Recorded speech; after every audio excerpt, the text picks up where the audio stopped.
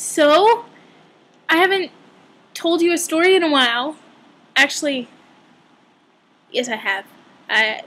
This is part 2 of the previous story. That was how the kids attacked me. It tickled me. And that's really all I talked about the last one.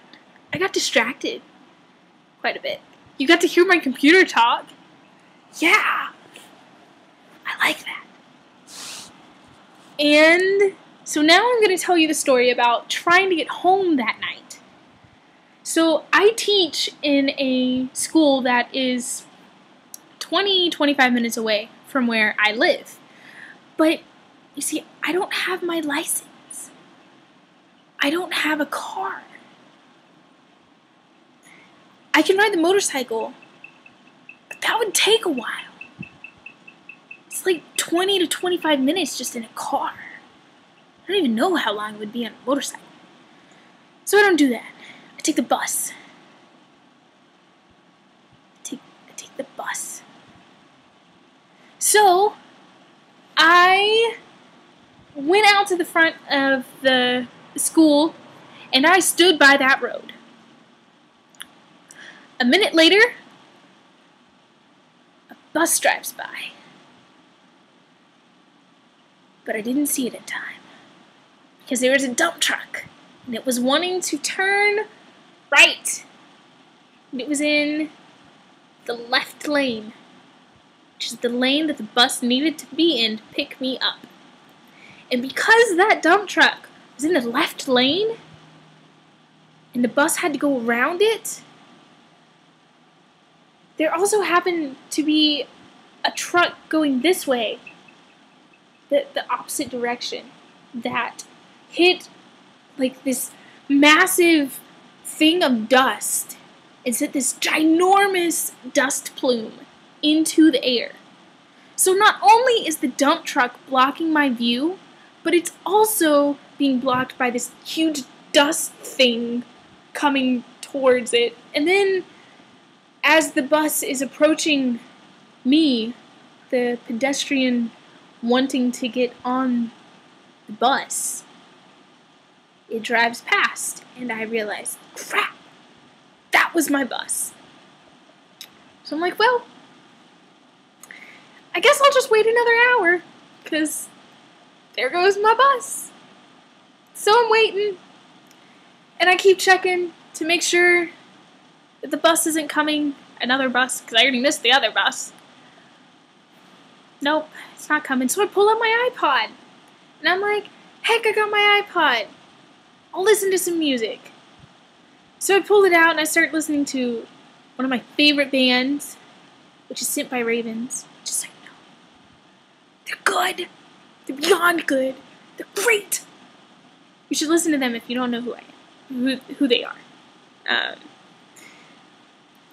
And so I'm listening, I'm rocking out to the music on the side of the road. I'm getting stared at by all these people on motorcycles as they're passing me, because a white person in that city is very, very uncommon. One guy almost wrecked, and I was like, don't wreck! I'd feel so bad if I was the reason he wrecked because they were staring at me. He didn't know, because he almost wrecked, which means he didn't wreck. So I'm sitting there, and I'm standing because there's no seats. And I look up, and it's like, oh, the bus is coming. It's coming, and it's early. Yes, I get to go home. So I'm waiting on the bus, and it's coming, and it comes, and it just keeps on coming, and it's not slowing down. And I take a step out into like the extra lane that people park in. I don't know what that's called, whatever it is. And I put up my hand, and I'm waving at him to try to get him to stop. And he just comes, and I'm standing here, and he just goes right past me. And as he goes past me, he turns and he does this. And I'm like, That's not what I wanted.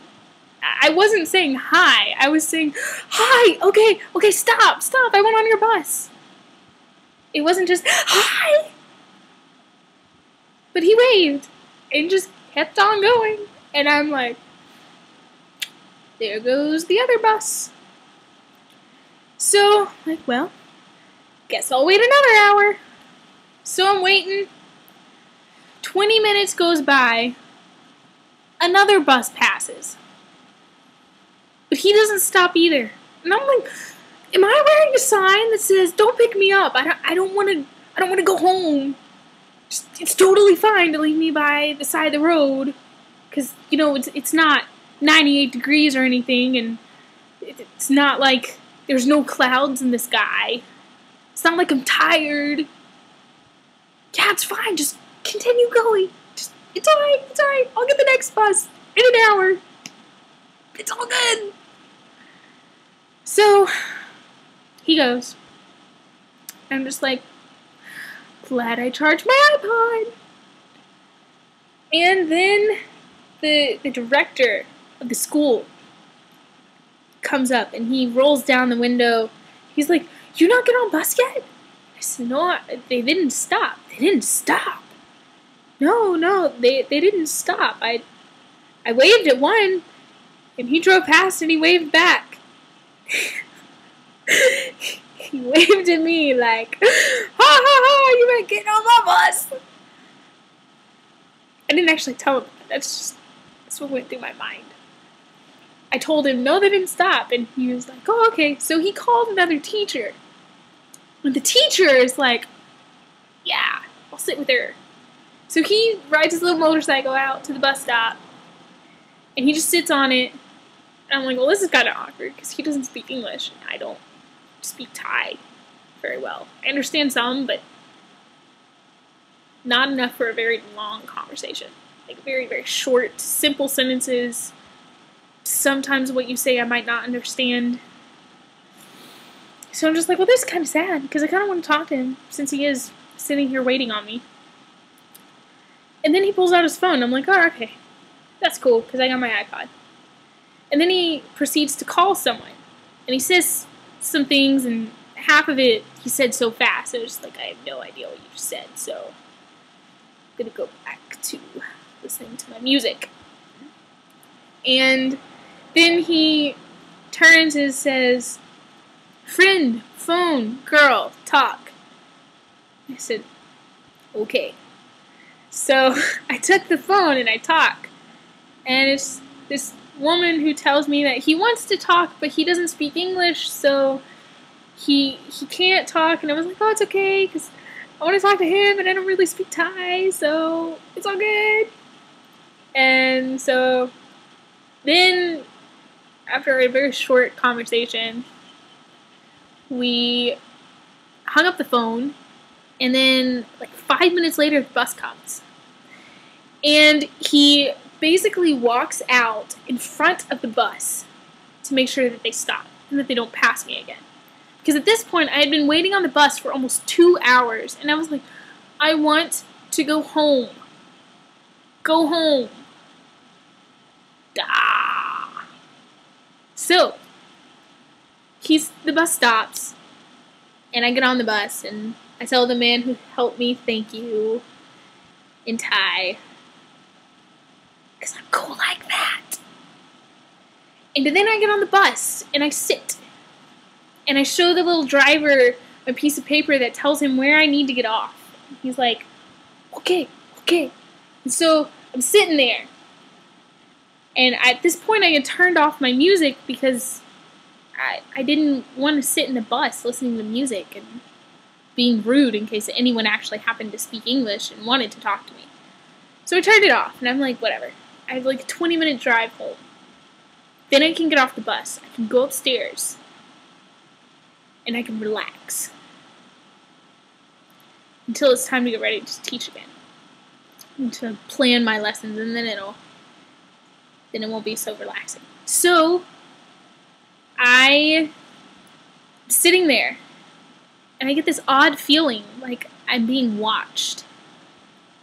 And so I just kind of turn my head just a little bit, And I realized not only is one person watching me, all the people in the back are watching me, staring at me intently.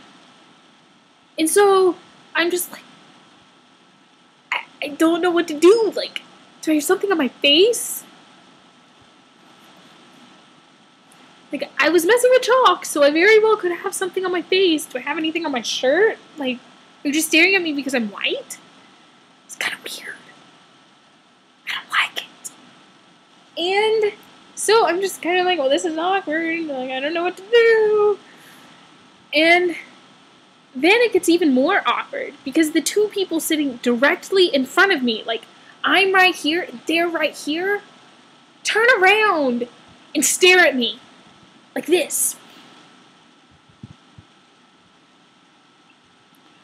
No facial expression. Nothing. Just staring intently. It wasn't like a death stare or anything. It was just like a, I'm going to stare at you and make this ride home completely awkward for you.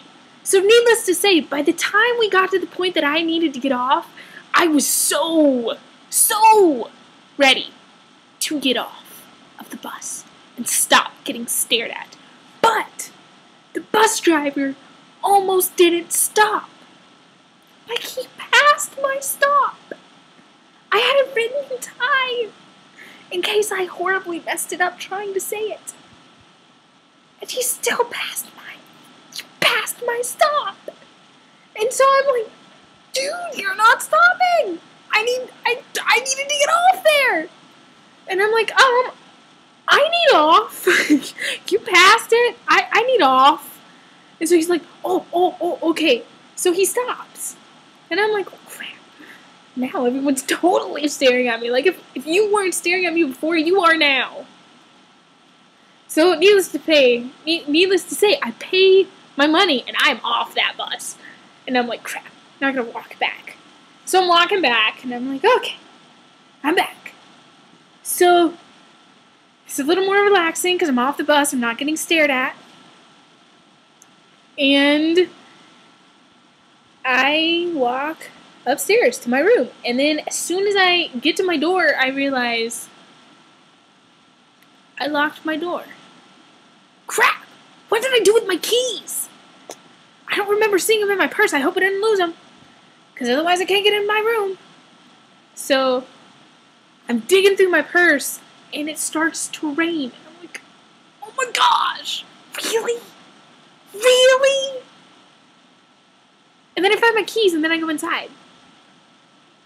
And then it's all good. Because I had chocolate milk. And chocolate milk makes everything better. I don't care what you say. Chocolate milk. And Reese's. But I don't have any Reese's. So chocolate milk. Okay, well, that was my story time with Amy. Sorry it was so long. But I had a lot I needed to tell you in this story. So, story time with Amy! Yay!